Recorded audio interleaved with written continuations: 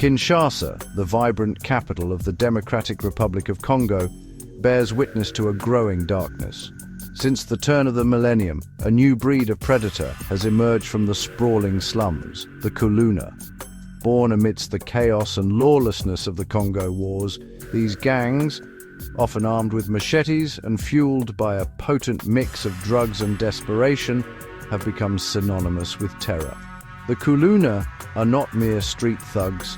They're a complex symptom of a society grappling with poverty, unemployment, and the disintegration of traditional social structures. They operate with impunity, their reign of terror extending from petty theft and extortion to brutal acts of violence, leaving a trail of fear and despair in their wake. The Kuluna's grip on Kinshasa is not merely a security concern, but a deep-rooted societal ill. Their existence exposes the failures of the state, its inability to provide basic services, security, and opportunity to its citizens. In the absence of a functioning justice system, the Kuluna have become both judge and jury, meting out their own brand of brutal justice. This has eroded trust in the government and created a climate of fear, where the rule of law is replaced by the law of the jungle. Faced with mounting pressure to address the Kuluna menace, the Congolese government launched Operation Ndobo. This large-scale operation aimed to dismantle the gangs through mass arrests, swift trials, and harsh punishments. The government touted it as a decisive action, a necessary evil to restore order to the streets of Kinshasa.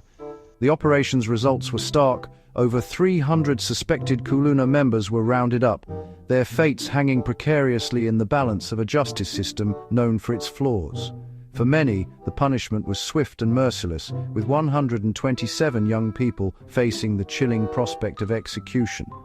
Operation Ndobo, while seemingly effective in its initial sweep, has sparked a fierce debate.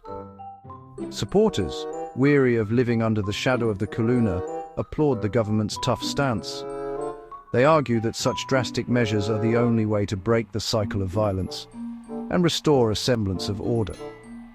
However, critics view the operation as a brutal overreach, a violation of fundamental human rights, masked as a fight for security.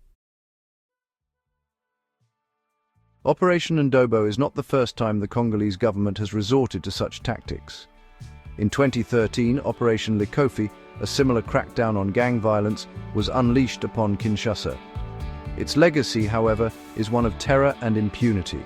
Human rights organizations documented widespread abuses, including extrajudicial killings, forced disappearances, and arbitrary arrests. The parallels between Likofi and Ndobo are impossible to ignore. Both operations raise concerns about due process, the use of excessive force, and the targeting of individuals based on their perceived affiliation rather than concrete evidence. The ghosts of Likofi's victims serve as a chilling reminder of the potential for abuse when the state prioritizes security over human rights. The echoes of past atrocities reverberate in the present, casting a long shadow over Operation Ndobo.